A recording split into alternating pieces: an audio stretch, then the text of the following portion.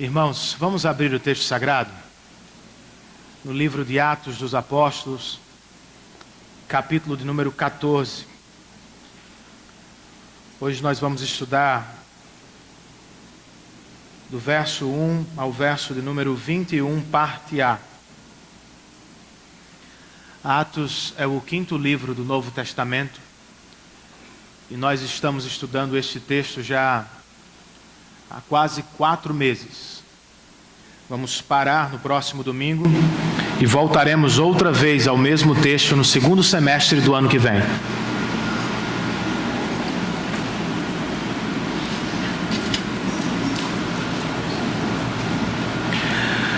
O buquê de Ingrid, que acabou de se casar com Antônio, caiu providencialmente nas mãos de Rafa Barbosa.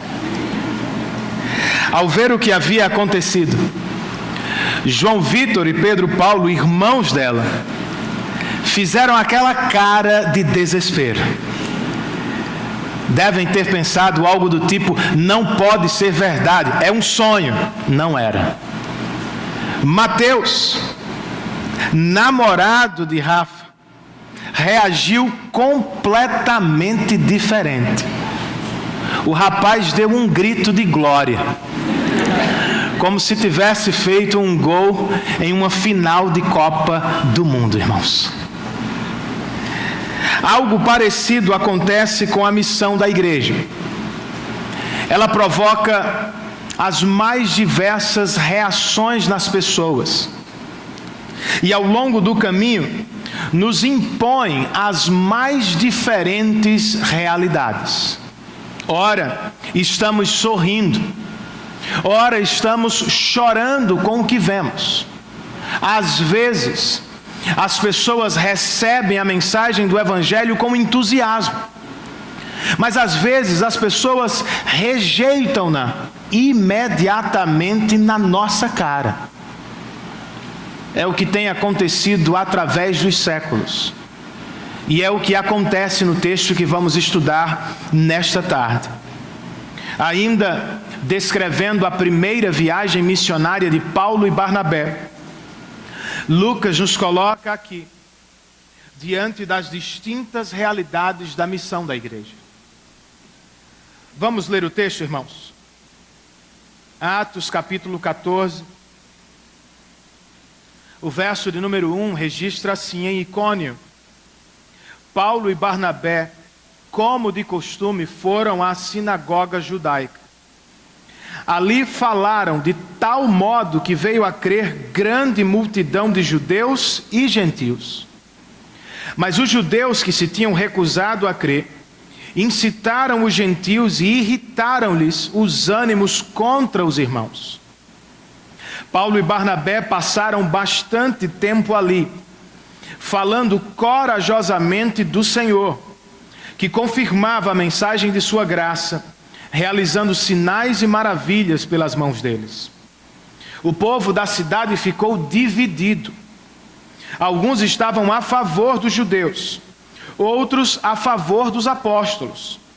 Formou-se uma conspiração de gentios e judeus, como seus líderes, para maltratá-los e apedrejá-los.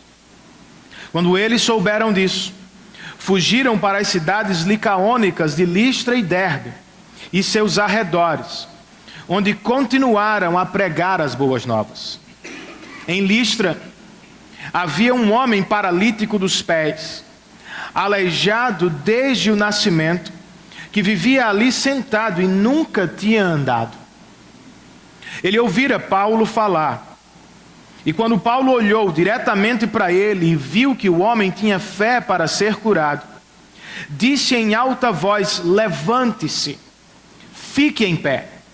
Com isso, o homem deu um salto e começou a andar. Ao ver o que Paulo fizera, a multidão começou a gritar em língua licaônica: os deuses desceram até nós em forma humana. A Barnabé chamavam Zeus e a Paulo Hermes, porque era ele quem trazia a palavra. O sacerdote de Zeus, cujo templo ficava diante da cidade, Trouxe bois e coroas de flores à porta da cidade, porque ele e a multidão queriam oferecer-lhes sacrifícios. Ouvindo isso, os apóstolos Barnabé e Paulo rasgaram as roupas e correram para o meio da multidão, gritando: Homens, por que vocês estão fazendo isso? Nós também somos humanos como vocês. Estamos trazendo boas novas para vocês, dizendo-lhes que se afastem dessas coisas vãs e se voltem para o Deus vivo, que fez o céu, a terra, o mar e tudo o que neles há. No passado, ele permitiu que todas as nações seguissem os seus próprios caminhos. Contudo, Deus não ficou sem testemunho. Mostrou sua bondade, dando-lhe chuva do céu e colheitas no tempo certo, concedendo-lhe sustento com fartura e um coração cheio de alegria. Apesar dessas palavras, eles tiveram dificuldade para impedir que a multidão lhes oferecesse sacrifícios. Então alguns judeus chegaram de Antioquia e de Icônio e mudaram o ânimo das multidões. Apedrejaram Paulo e o arrastaram para fora da cidade, pensando que estivesse morto.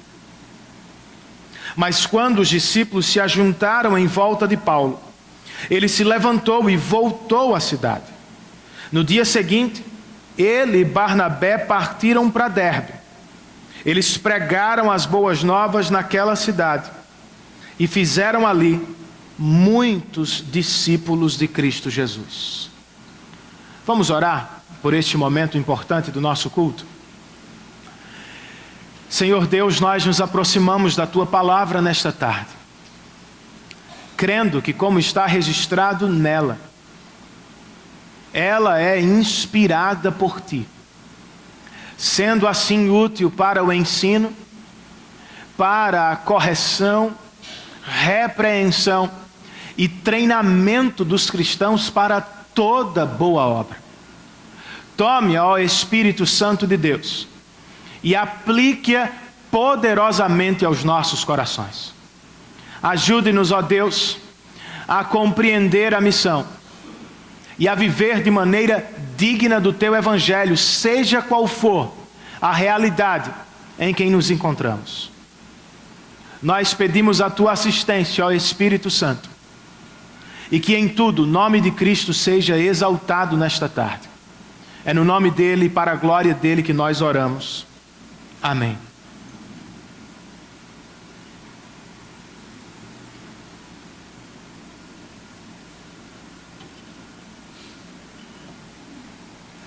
Depois de nos falar da igreja missionária de Antioquia e dos primeiros missionários que saíram daquela igreja, de suas experiências em Chipre, Perge e Antioquia da Pisídia, o texto sagrado nos leva agora a outras 3 cidades evangelizadas. E ao fim deste mesmo capítulo, nos convidará a voltar ao ponto de partida. Por agora, enquanto viajamos com Paulo e Barnabé por Icônio, Listra e Derbe, Lucas nos coloca diante das diferentes realidades da missão da igreja. Embora tenhamos uma única e grande missão, ela nem sempre provoca as mesmas reações nas pessoas. Quase nunca nos permite viver as mesmas experiências em todos os lugares e com todas as pessoas.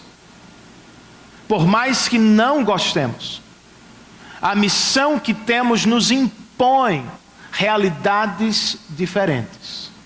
Quais são elas, à luz deste texto que acabamos de ler, irmãos? Usando as próprias cidades como exemplos, eu posso dizer, primeiro, que todos os cristãos vivem a realidade de Icônio, realidade que chamei de êxito e divisão.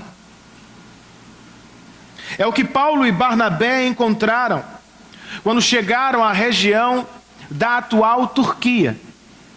O texto sagrado registra no verso de número 1, e eu o convido a ler outra vez comigo o texto. Em Icônio, Paulo e Barnabé, como de costume, foram à sinagoga judaica. Ali falaram de tal modo que veio a crer grande multidão de judeus e gentios. Mas o texto não para por aí. Lucas continua. Mas os judeus que se tinham recusado a crer incitaram os gentios e irritaram-lhes os ânimos contra os irmãos. As duas realidades se apresentam no mesmo episódio. Alguns ouviram o evangelho e o receberam imediatamente com algum entusiasmo. Outros ouviram o mesmo evangelho e resolveram rejeitá-lo. O que será que os missionários vão fazer agora? Bem, tendo acabado de chegar a Icônio, Lucas nos diz no verso de número 3, que eles resolveram ficar bastante tempo ali. Para quê, Renan? O autor sagrado nos informa. Para falar corajosamente do Senhor, que confirmava a mensagem de sua graça, realizando sinais e maravilhas pelas mãos deles. Trata-se de uma parceria, irmãos, que sempre dá certo. Pregadores pregam o evangelho da graça de Deus e não do mérito humano. E Deus, por sua vez, realiza maravilhas, como ensina João Calvino, para estabelecer seu evangelho com poder e autoridade. Ainda assim, houve divisão em Icônio.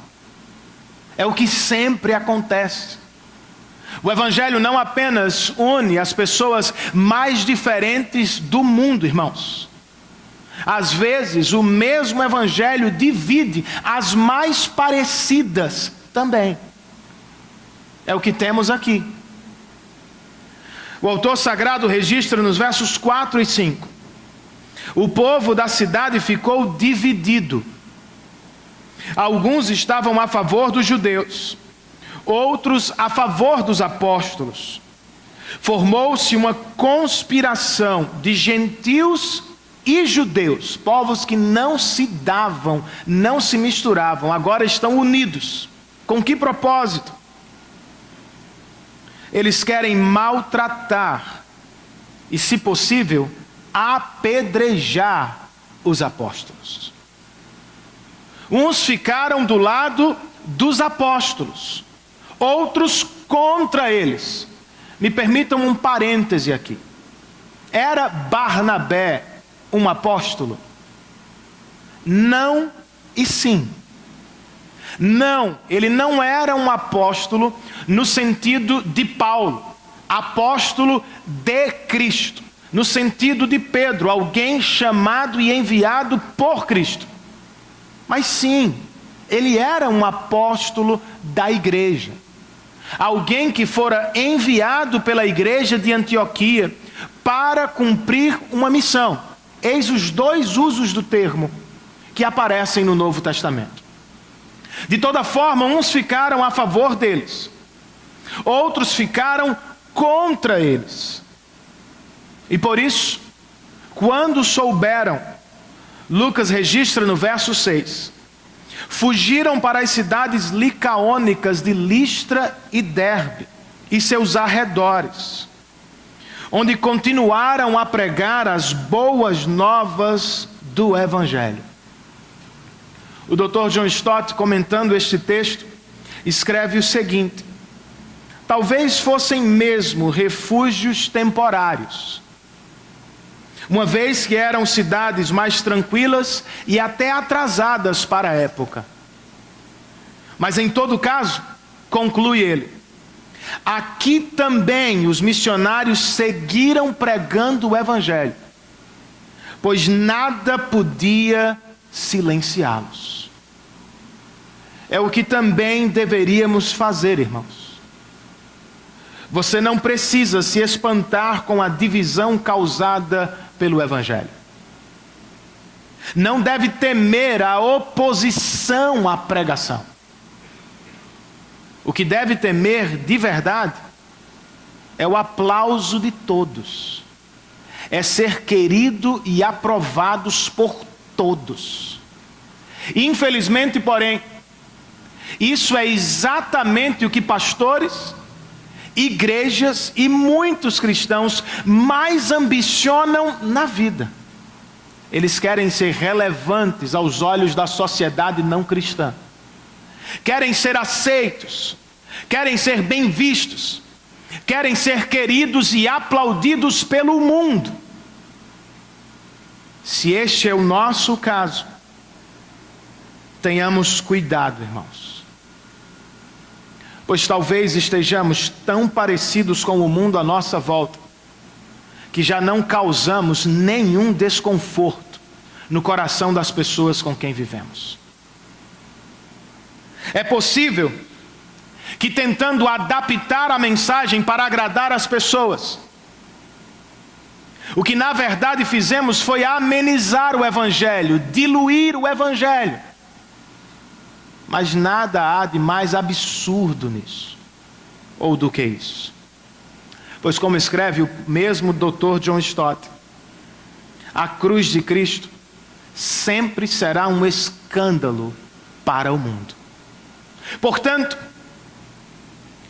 se prega o Evangelho de Cristo, se tem compromisso com este Evangelho, então você deve esperar algum tipo de oposição mesmo.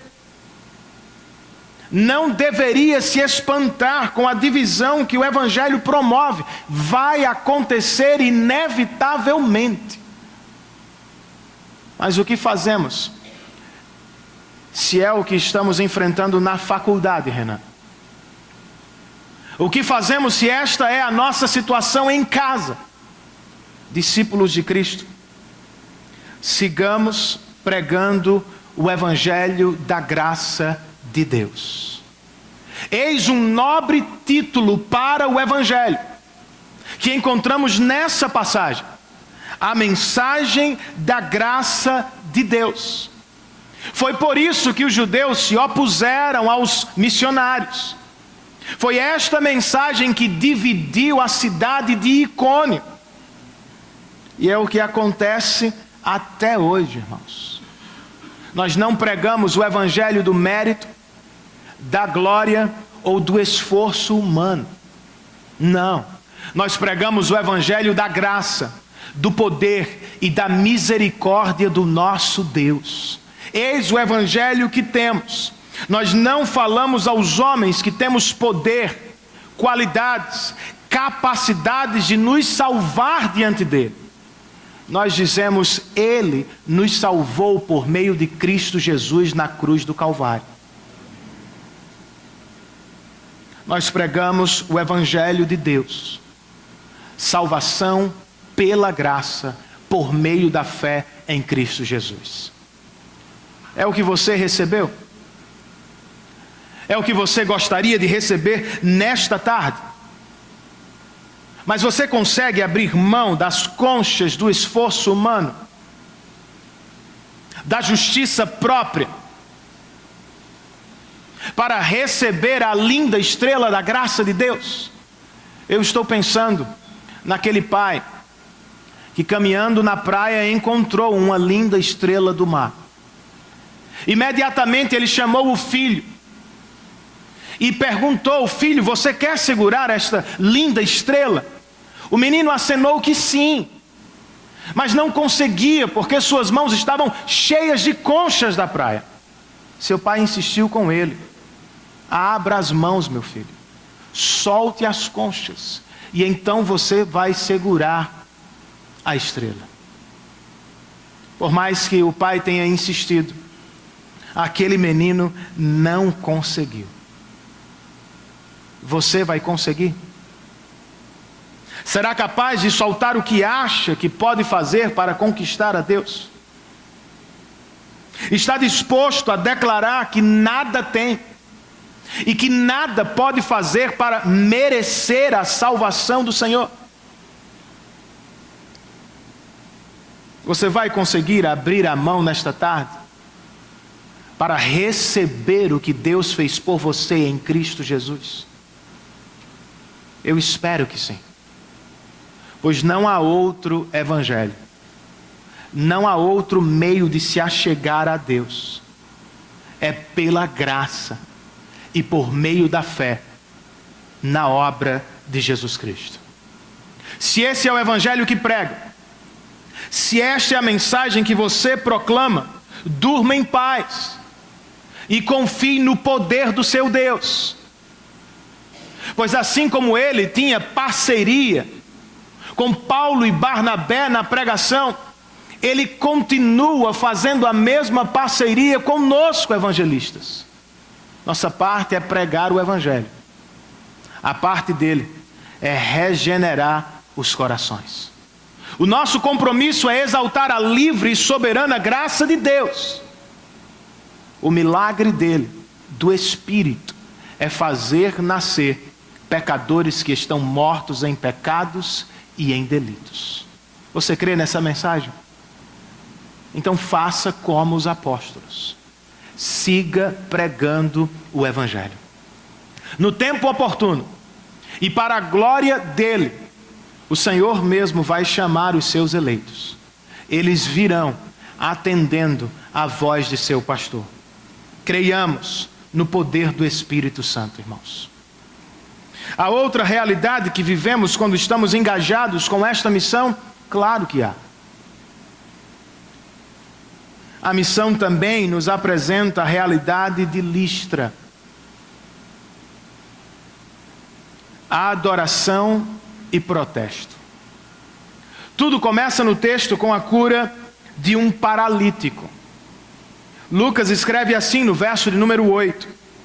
Em Listra havia um homem paralítico dos pés, aleijado desde o nascimento, que vivia ali sentado e nunca tinha andado. Ele ouvira Paulo falar, e quando Paulo olhou diretamente para ele e viu que o homem tinha fé para ser curado, disse em alta voz: levante-se, fique em pé. Com isso o homem deu um salto e começou a andar. Trata-se de algo semelhante ao que já aconteceu antes na narrativa de Lucas. Pedro, o outro grande apóstolo, que domina a primeira grande metade de Atos, realizou algo muito parecido em Jerusalém. Com isso é como se Lucas estivesse dizendo o seguinte: quer no templo dos judeus, quer no templo dos pagãos, Deus continua poderoso para realizar milagres, e principalmente para salvar os pecadores.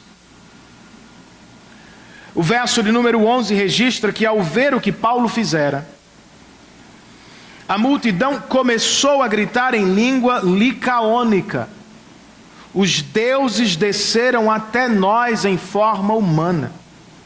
A Barnabé chamavam Zeus e a Paulo Hermes, porque era ele quem trazia a palavra. O sacerdote de Zeus, cujo templo ficava diante da cidade, trouxe os bois e coroas de flores à porta da cidade, porque ele e a multidão queriam oferecer-lhe sacrifícios. Isso é adoração, irmãos. Adoração por medo. Pois não apenas eram Zeus e Hermes padroeiros de Listra, eles também faziam parte de uma lenda que perturbava os habitantes daquela cidade. Diziam eles que no passado não tão distante, os deuses haviam feito uma visita, tomando forma humana. Na ocasião, pediram abrigo a muitas famílias, só uma os recebeu. Os deuses abençoaram esta única família e queimaram as casas de todas as outras. Logo, não querendo viver o mesmo fim, os homens e mulheres de Listra correm para adorar os apóstolos, caso eles sejam mesmo os deuses do passado visitando-os outra vez. Mas será que os nossos missionários aceitarão a adoração? Claro que não, irmãos. Lucas registra no verso 14 que, ouvindo isso, os apóstolos Barnabé e Paulo rasgaram as roupas e correram para o meio da multidão, gritando, protestando: homens, por que vocês estão fazendo isso? Nós também somos humanos como vocês. Estamos trazendo boas novas para vocês, dizendo-lhes que se afastem dessas coisas vãs e se voltem para o Deus vivo que fez o céu, a terra, o mar e tudo o que neles há. No passado ele permitiu que todas as nações seguissem os seus próprios caminhos. Contudo, Deus não ficou sem testemunho.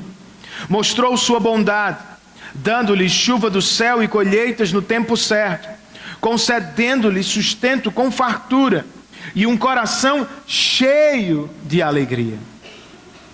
É um curto sermão de Paulo. Na verdade, é um resumo que Lucas nos dá aqui. Diferentemente do que fez na sinagoga de Antioquia, como vocês ouviram e leram, Paulo não se utilizou de uma passagem da Escritura sequer. Ele se valeu do que nós chamamos de revelação natural de Deus. Ele falou àqueles homens e mulheres a partir do que eles conheciam, do que os camponeses podiam ver com os próprios olhos, a criação, como chamou Calvino, o teatro da glória de Deus.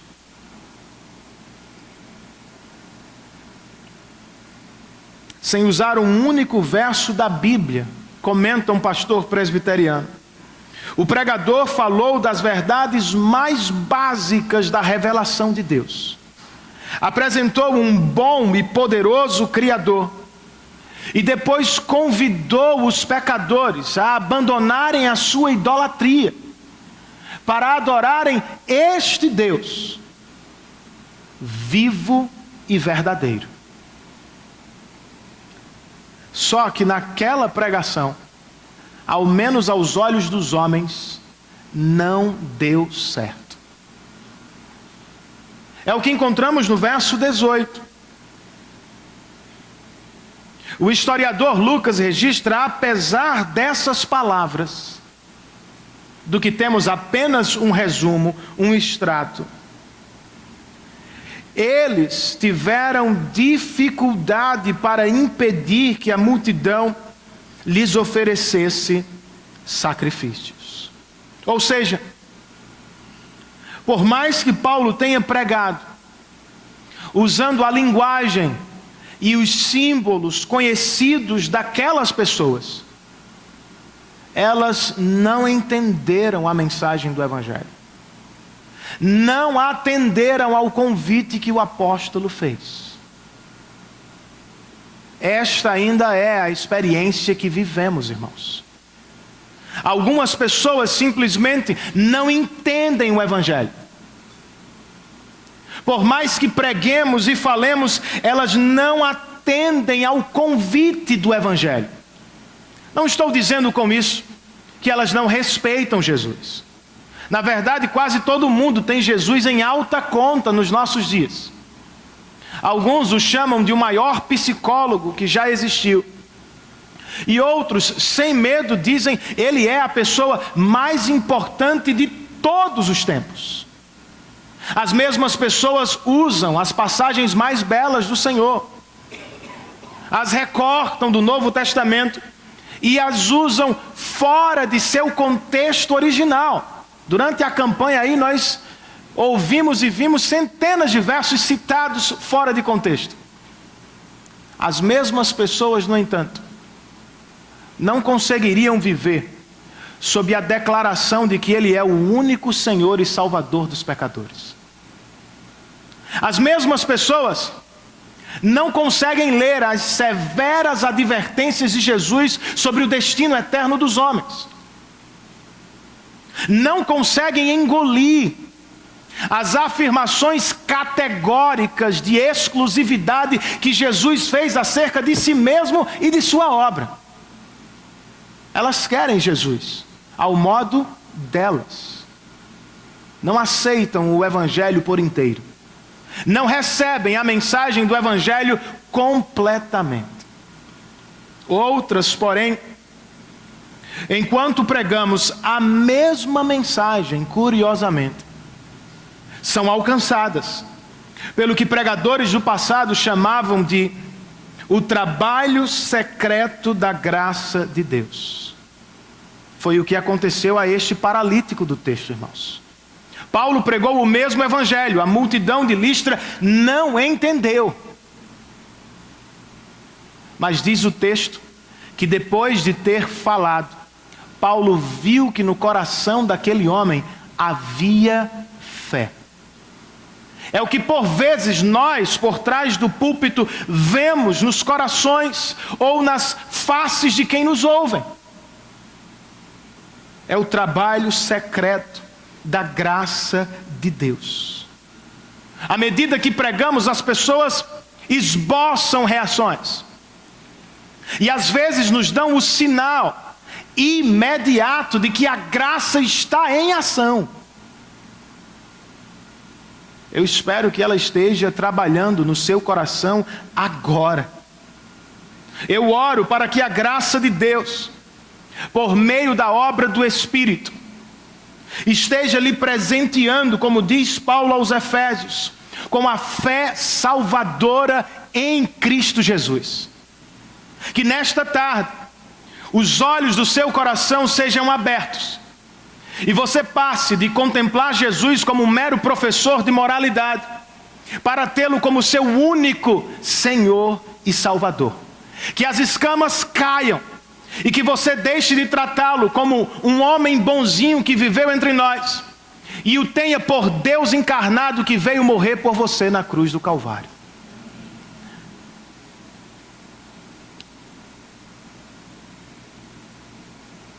Agora, se é o que acontece quando você prega, como é que deve responder? Ou em outras palavras, qual deve ser nossa postura diante do sucesso que o Senhor nos permite viver ainda na terra? Algumas pessoas acabam aceitando a adoração de seus semelhantes. Outras concordam em adorar, porque como os habitantes de Listra temem o pior. Cristãos, no entanto, nem morrem de medo dos homens, nem exigem a adoração de seus semelhantes. Cristãos aproveitam as oportunidades do sucesso para convidar pecadores à adoração daquele que é digno de louvor e glória para todo sempre. Será que é o que você tem feito nas oportunidades que Deus lhe tem dado no trabalho? Muitas pessoas que conhecemos estão presas a algum tipo de falsa adoração, irmãos. Vocês sabem disso e eu também. Elas adoram por medo. Elas adoram o dinheiro, porque não têm fé em Deus. E pensam consigo mesmos: sem o dinheiro eu não tenho segurança. Elas adoram pessoas, porque também não conhecem a Deus. E dizem em seu interior: sem ela eu não seria realizado. Sem Ele eu não seria completo. Elas estão prostradas diante de casas, de viagens, de carros, de celular, porque elas não conhecem a Deus.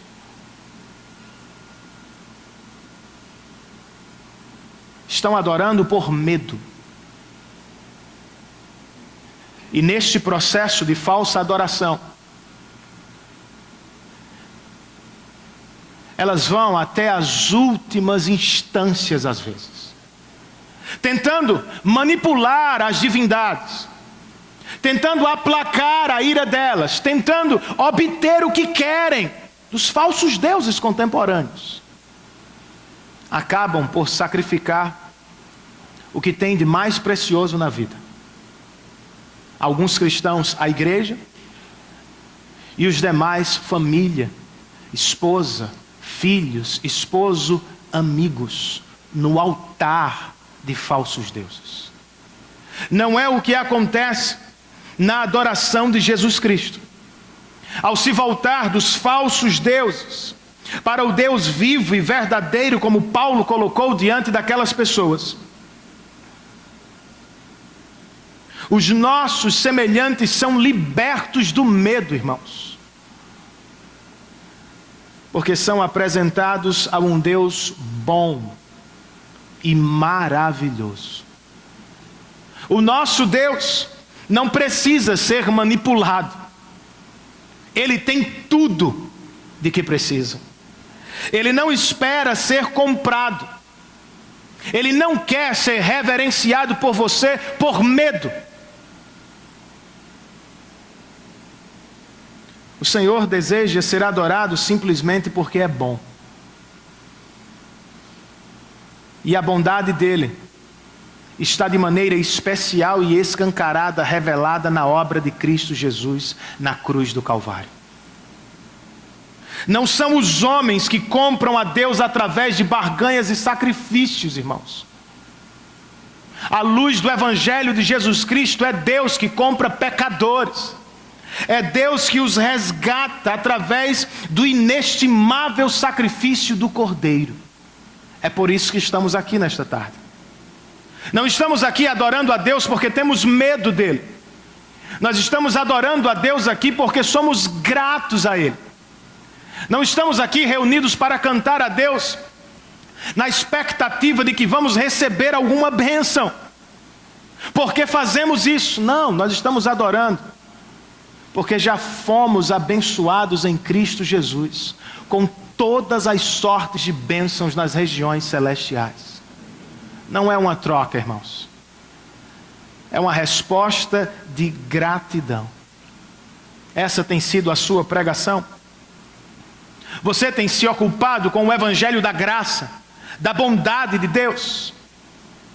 Para encorajá-lo neste caminho, eu quero destacar ainda, à luz deste texto, que João Calvino chamou em suas institutas de semen religiones, ou semente da religião.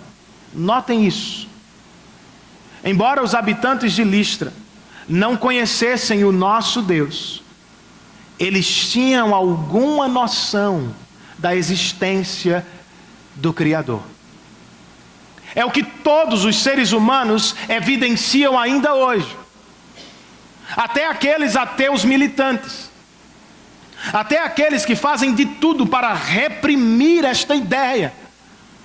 Em algum momento da vida, todos ficam sabendo que há algo. Existe alguém por trás da criação. Logo, estou dizendo isso para que você se sinta mais tranquilo. Você não precisa fazer PhD em pregação para entender o ser humano. Você não precisa fazer sociologia, psicologia e todos os outros cursos do mundo pensando em entender, compreender o homem. Não. Todos os homens são iguais, segundo a palavra de Deus. Diz Paulo em outro lugar que todos são pecadores. E por isso estão apartados da glória de Deus. Nós não precisamos ler todos os best-sellers do mundo, como ouvi recentemente de um pastor, para compreender as pessoas para quem pregamos. Você e eu sabemos que o garçom que nos serve no restaurante e a pessoa com quem trabalhamos de segunda a sexta, ambos são pecadores. Sem Cristo estão apartados de Deus. Mas nós também sabemos que apesar da queda, há neles centelhas, fagulhas, lampejos da verdadeira adoração. O que você precisa fazer é ajudá-los. O que eu preciso fazer é auxiliá-los, convidá-los a abandonarem aos falsos deuses e a se voltarem para o Deus vivo e verdadeiro que se revela em Cristo Jesus. Como é que a gente faz isso? Simples, o próprio Cristo nos disse: eu sou o caminho, a verdade e a vida. Ninguém vem ao Pai senão por mim. É a Cristo que você precisa pregar, meu irmão. É o Evangelho que devemos proclamar de domingo a domingo, pois nós sabemos, é mediante a pregação do Evangelho que nasce fé no coração dos pecadores. O que pode nos ajudar, no entanto, é a abordagem diferente que Paulo nos mostra aqui. Ele não altera a mensagem, obviamente, é o mesmo Evangelho. Mas ele altera o método. Ele não parte da escritura do AT, as pessoas não conheciam. Ele parte dos céus e da terra. Ele parte de onde elas estão. Eis um bom conselho. Nem sempre a melhor evangelização começa pela Bíblia, com versos bíblicos sendo citados. Você pode começar onde as pessoas já estão. Quais são os falsos deuses delas? O que as move de segunda a sexta? O que as escraviza? Com que essas pessoas têm se frustrado semana após semana, ano após ano, com falsos deuses? Estão esperando demais do dinheiro, demais do sexo, demais da família, demais do mundo, demais do governo. Todos são idólatras, na essência. Mostre-lhes a fraqueza de seus falsos deuses e chame-as, através de Cristo, para conhecer o Deus vivo e verdadeiro das Escrituras. Tome-as pela mão e leve-as a Cristo, ponto. Ele saberá o que fazer. Não foi este o conselho de Charles Spurgeon, pregando para jovens? Ele disse: eis que vejo um leão. Alguns querem proteger o leão, outros querem ferir, matar o leão. Eu não entendo, por que não soltamos o leão? Ele sabe como se defender. Disso ele partiu para a pregação do Evangelho e disse àqueles jovens: por que não abrimos a Bíblia? Por que não soltamos o Evangelho de Cristo Jesus? Ele é poderoso para salvar. Saberá o que fazer no coração dos pecadores. É o que precisamos fazer, cristãos. Pregar o Evangelho em cumprimento da missão.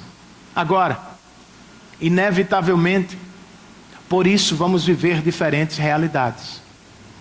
Mencionei duas até aqui.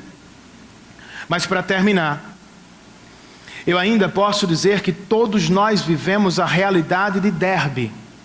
Derby não é o clássico de Londres, não. Você que é fanático por futebol. Derby, sofrimento e fruto. Este clássico é mais difícil. A primeira parte, de verdade, o apóstolo experimenta ainda em Listra. Lucas escreve no verso 19: então, alguns judeus chegaram de Antioquia e de Icônio e mudaram o ânimo das multidões. A mesma coisa aconteceu em Icônio. De novo acontece em Listra. Mas aqui eles fizeram mais do que fizeram em Listra. Eles foram além, diz o texto, apedrejaram Paulo. O que tentaram fazer em Icônio e não conseguiram aqui, levaram a cabo, a termo. E o arrastaram para fora da cidade, pensando que estivesse morto. Não lhe é estranho ler isso? Depois de ler que as pessoas estavam para divinizar Paulo. A mesma coisa aconteceu antes com Jesus, o mestre dele. Entrou em Jerusalém sendo adorado. As mesmas pessoas gritaram: crucifica-o. Paulo vive a mesma experiência. Mudança abrupta no ânimo dos pecadores. Ora eles adoram, ora eles querem matar. Ora você é um Deus, ora você é um demônio. Eis o que Paulo vive. Este texto não lhe traz à memória Atos capítulo 7, quando Estevão foi apedrejado e quando Paulo, ainda Saulo, consentiu, viu com os próprios olhos a morte daquele santo diácono. O que será que lhe passou pela mente naquele dia? Alguns dizem, Mateus, que foi aqui que Paulo teve aquela visão de 2 aos Coríntios. Que foi aqui que talvez ele tenha sido levado ao terceiro céu, ou ao paraíso. É possível. De toda forma, irmãos, o que nós sabemos pelo relato de Lucas é que um milagre aconteceu em Listra. Os homens, depois de apedrejar Paulo, o arrastaram para fora da cidade e o deram por morto. O homem estava acabado. Mas de repente, verso de número 20, quando os discípulos se ajuntaram em volta de Paulo, quem sabe para lamentar a morte dele, o homem se levantou e voltou à cidade. No dia seguinte, foi para um spa, pediu férias, se afastou da missão. Não. No dia seguinte, ele e Barnabé partiram para Derbe, para fazer turismo. Eles pregaram as boas novas naquela cidade e fizeram muitos discípulos de Cristo Jesus. Deus poupou o apóstolo em Listra. E o apóstolo, por sua vez,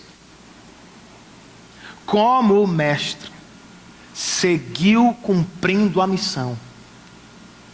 Seguiu fazendo discípulos em Derbe, apesar do sofrimento. Será que é o que vamos fazer também nesta semana, cristãos?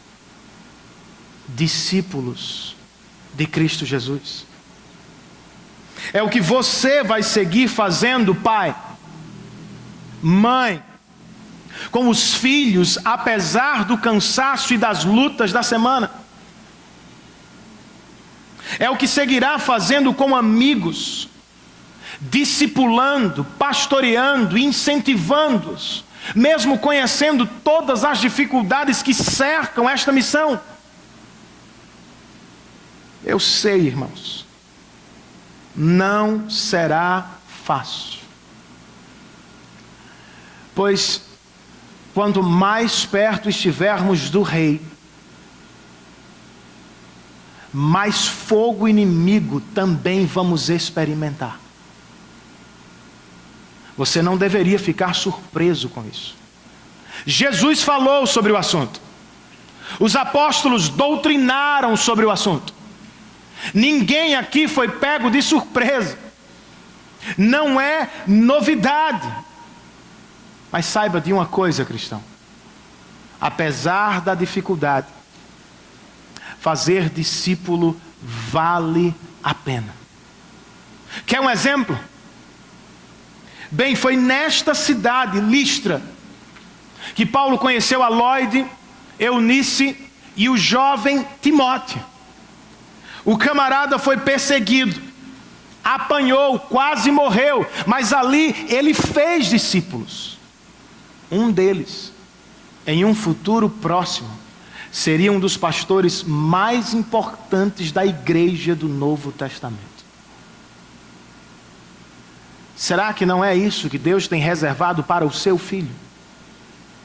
Que hoje lhe apresenta dificuldades. Será que não é algo assim que Deus tem planejado para aquele seu amigo difícil?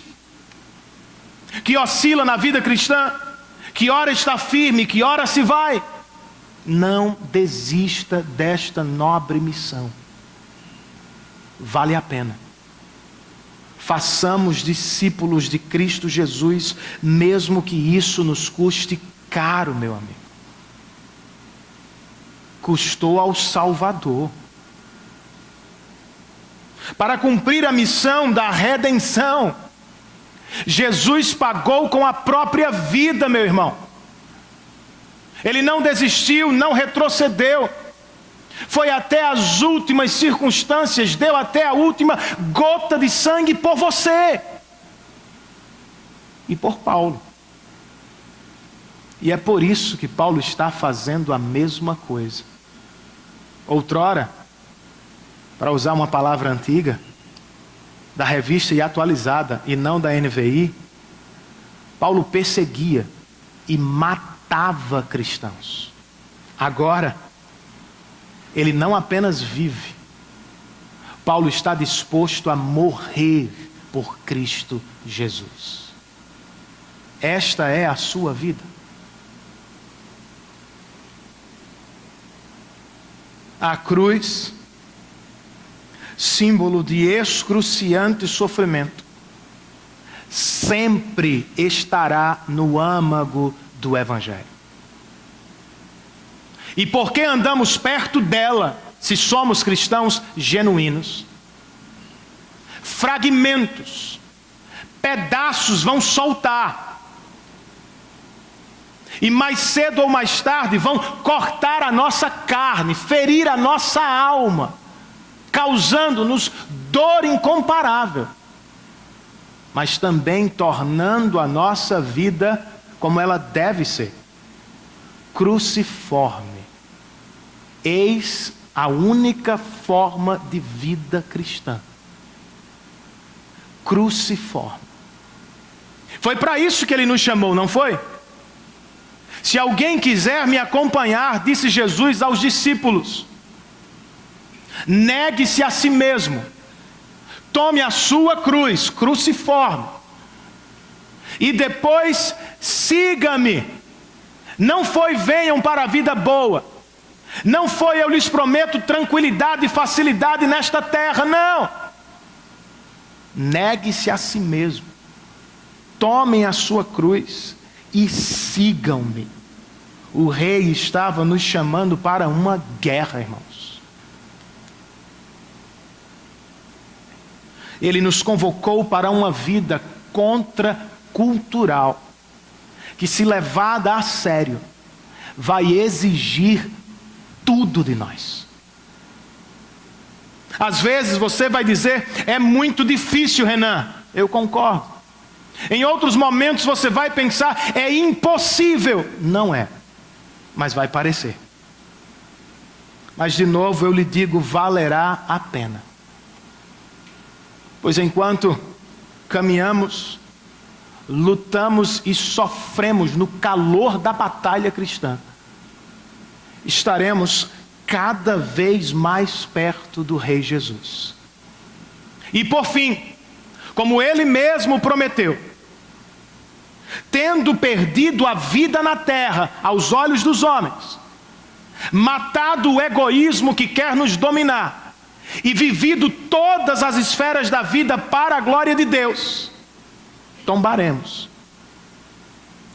e receberemos de Cristo, e por causa dele, vida eterna com Deus. É o que você quer? É por isso que você anseia, cristão. Então volte ao trabalho, mãe discipuladora. Volte ao trabalho, pai discipulador. Volte, cristão, à missão de fazer discípulos de todas as nações, começando no seu lar ou começando aqui mesmo, nesta pequena igreja. E se quer ser encorajado nesta missão, você não precisa ler ou assistir às biografias dos homens incríveis deste mundo. A maioria deles foi motivada por glória pessoal. Olhe para um homem como Paulo, ou para o Senhor da vida dele, como se fosse algo trivial. Escreve John Stott: Paulo e Barnabé partiram para Derbe, como se não tivesse acontecido nada. Mas de acordo com o doutor, era uma caminhada de pelo menos 96 quilômetros. Como o corpo machucado de Paulo pôde resistir a isso?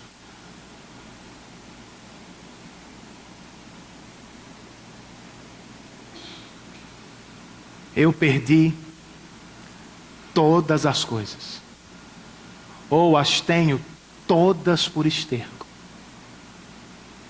para ganhar a Cristo e receber dele o prêmio da vida eterna.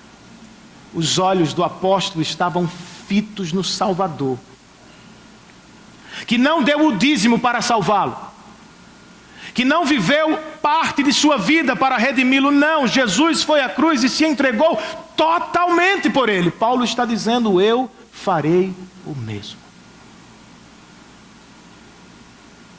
Siga-o e siga bem perto do único rei capaz de dar a vida para salvar os seus súditos.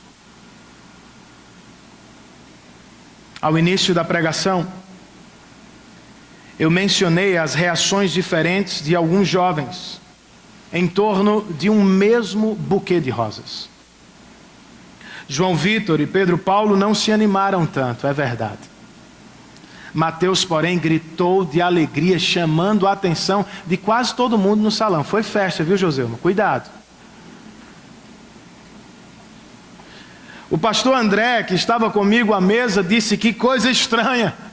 É a primeira vez que vejo um jovem fazendo tanta festa porque a namorada pegou um buquê. Sabrina, que estava ao meu lado, disse: pastor, isso é coisa de crente. Esse menino é um servo de Deus. E mesmo não tendo gostado tanto no momento, João Vitor me disse depois que no fundo ele ficava feliz, pois ele via que Mateus cuidava de sua irmã. É isso, irmãos. É com isso que pais e irmãos devem se preocupar.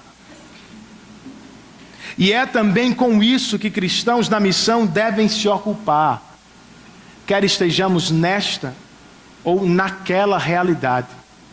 O cuidado de Deus será sempre certo nas nossas vidas. O Senhor cuidará de nós em Icônio, em Listra e em Derbe, como o pastor do Salmo de número 23. O Senhor estará conosco nos pastos verdejantes, estará conosco à beira das águas tranquilas, mas jamais nos deixará sozinhos, enquanto atravessamos os vales mais escuros desta vida. O bom pastor, Jesus Cristo, é melhor do que qualquer circunstância ou realidade de nossa experiência terrena. Sendo assim, seja qual for a sua nesta tarde, aproveite o momento para desfrutá-lo, para se aproximar dele, e depois siga-o. Mesmo que o caminho esteja apontando na direção do Calvário, pois depois dele há um túmulo vazio, cristão, e uma coroa de glória para todos aqueles que cumprem a missão que receberam do Senhor. Fiquemos de pé na presença dele e o louvemos por toda a bondade dele e por tudo o que ele fez por nós.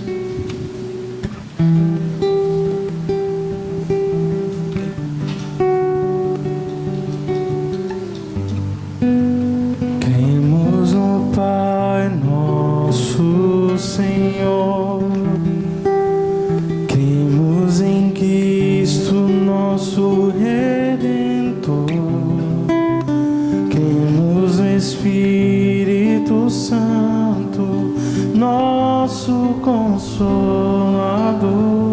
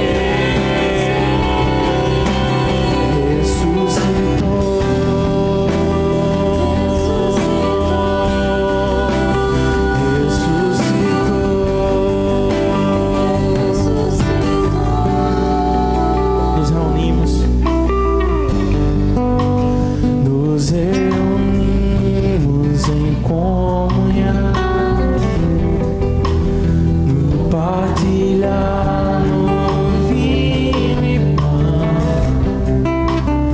Tua palavra nos aponta a direção. Em continuação,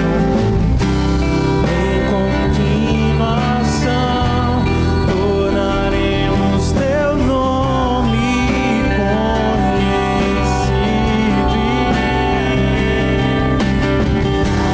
e desejado entre as nações.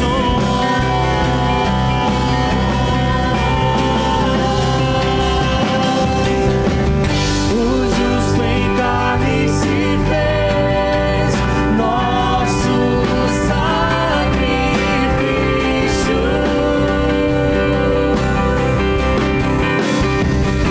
e mesmo sendo Deus, não se apegou à sua glória.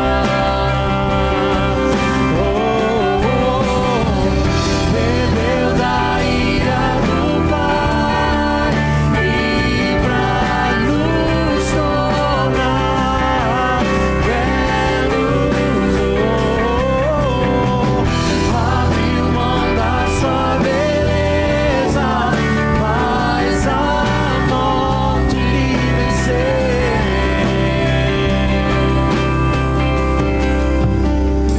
O justo em carne se fez nosso sacrifício,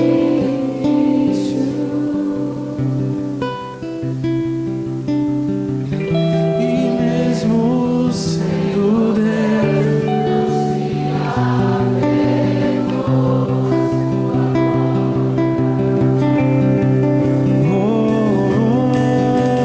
bebeu da ira do Pai e pra nos tornar belos,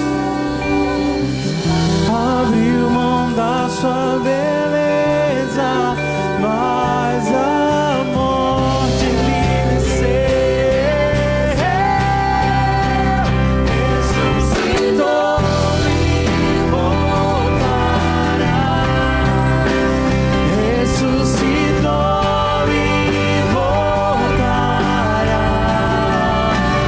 Ressuscitou e voltará. Ressuscitou e voltará. Ressuscitou e voltará. Ressuscitou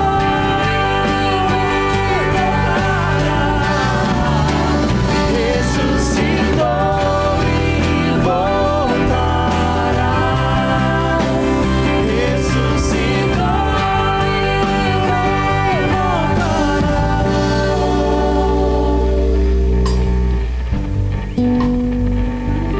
Ó Deus, obrigado, Senhor, pela mensagem que acabamos de ouvir, Senhor. Obrigado, Senhor, porque Tu nos chama a pregar Teu Evangelho, mas o Senhor tem pregado ao nosso coração, Senhor. Deus, nós queremos Te celebrar, porque antes éramos Teus inimigos, Senhor. Estávamos distantes de Ti, mas por Tua graça, Senhor, como diz o salmista, o Senhor afastou de nós os nossos pecados como o Oriente está distante do Ocidente, Senhor. Tu apagou o rosto das nossas iniquidades, Senhor. O Senhor pregou o Seu Filho na cruz do Calvário, Pai. Colocou sobre Ele a minha vergonha, Senhor, a minha culpa, Senhor, a minha falta de retidão e a dos meus irmãos. E nele, Senhor, o Senhor nos fez justiça de Deus, Senhor. O Senhor nos justificou, Senhor, e aos Teus olhos somos justos para todo sempre, Pai. Não há mais nenhuma condenação sobre nós, Senhor. Estamos seguros diante de Ti, Pai. Ó Deus, por causa de Cristo, nos levanta para pregarmos a Tua mensagem também, Senhor. Ó Deus, existem pessoas que ainda estão em situação de inimizade diante de Ti, Pai. São alvos da Tua ira. Portanto, nos levanta para pregar o Teu Evangelho, para estender esse convite, Senhor. Nos protege, Senhor, de negociarmos essa mensagem, Senhor, de tornarmos o Evangelho mais apreciável. Não, Senhor, nos ajuda a pregar a ofensa da cruz, crendo que o Senhor é quem salva, Senhor. Deus, ao mesmo tempo, Pai, nos dá amor e compaixão pelas pessoas que estão sendo perdidas, Senhor, desperdiçando suas vidas, Senhor, com outros ídolos, Senhor, em adoração a coisas que não podem salvar. Pai, nos dá compaixão, ajuda-nos a apresentar Cristo, que pode realmente satisfazer, Senhor, que mata a nossa sede para todo sempre, Deus. Meu Deus, nos levanta enquanto tua igreja para pregarmos o teu evangelho e abraçarmos os sofrimentos e custos que isso nos trarão, Senhor. Ó Senhor, Paulo sofreu, Senhor, Cristo sofreu no nosso lugar na cruz, porque não estamos dispostos a sofrer por Ele, Senhor. Deus, nos ajuda a não considerar nossa vida por valiosa, Senhor, nossa reputação, nosso nome, mas que Cristo nos seja valioso ao ponto de sofrermos, Senhor, de padecermos por Seu nome. Ó Deus, nos dá graça, Senhor, nos dá amor pelo Filho de Deus, porque em Cristo Jesus somos Tua família, Senhor. Nos ajuda a estender esse convite para que os Teus eleitos sejam alcançados, Pai. Que vidas sejam ganhas para a Tua glória, Senhor. Esse é o nosso desejo, leva-nos durante essa semana. Nos dá graça para Te obedecermos, Senhor, para vivermos para a Tua glória, Te consagramos os nossos corações, Senhor. Seja o Senhor sobre as nossas vidas, Senhor. Ajuda-nos a viver para a Tua glória, Senhor. Muito obrigado por tudo que ouvimos. Em nome de Jesus. Amém. Meus amados irmãos, estamos chegando ao término do culto. E eu peço que você não saia. Após a bênção, cantemos juntos o refrão deste último hino. E nós, os oficiais, estaremos lá fora desejando a paz de Cristo a você. Que o amor de Deus, o nosso Pai, a graça do nosso Senhor e Salvador Jesus Cristo, que o poder e as consolações do Espírito Santo estejam com todos nós agora e para todos sempre. A igreja diz amém. Cantemos. O justo em carne se fez nosso sacrifício.